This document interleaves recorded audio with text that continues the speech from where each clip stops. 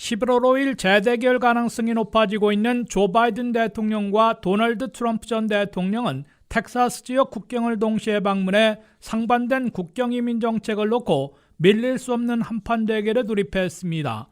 초강경 이민 정책으로 지지표를 결집시키고 있는 도널드 트럼프 전 대통령은 한 해에 각국에서 몰려든 불법 국경 입국자들이 연속 200만 명 이상을 기록한 것은 바이든 침공이라고 규정하고 미국의 국경을 완전히 열어놔 미국을 망치고 있는 것이라고 성토했습니다.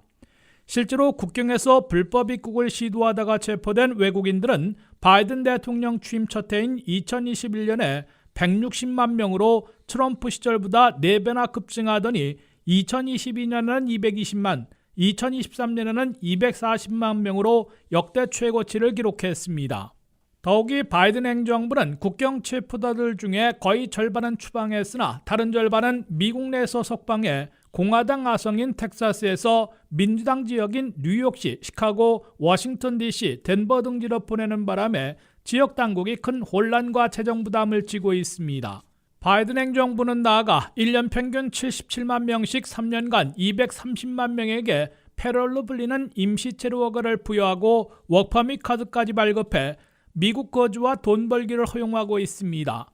조 바이든 대통령은 국경 통제 실패로 기록적인 혼란이 벌어지자 뒤늦게 초강경 국경 통제 정책을 들고 나왔습니다.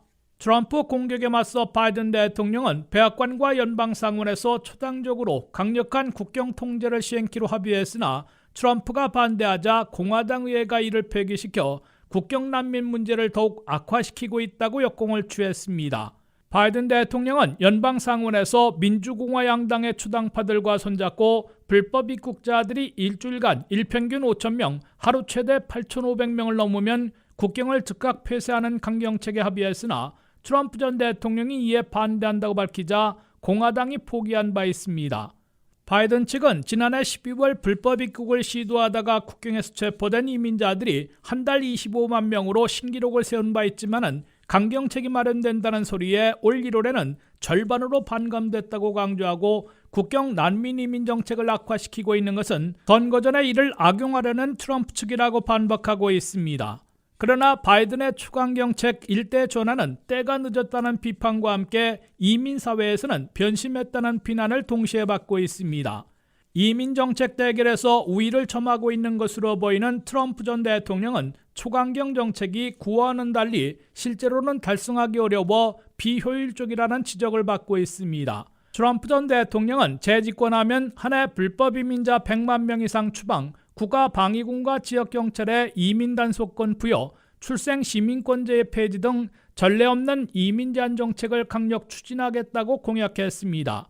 그러나 불법 이민자 미국 내 단속에서는 트럼프 1기 재임 시절 한 해 평균 8만 명으로 바이든 시절의 3만 5천 명보다 많지만은 불법 이민자 추방에서는 바이든의 한 해 평균 137만 명에 비해 트럼프 시절 한 해 평균 50만 명으로 자신의 공약에는 절반, 바이든 실적보다는 3분의 1 수준에 그치고 있습니다.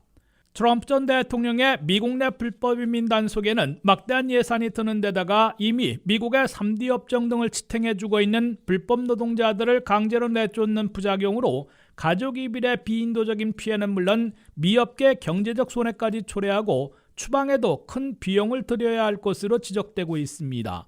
WKTV 뉴스 한면택입니다.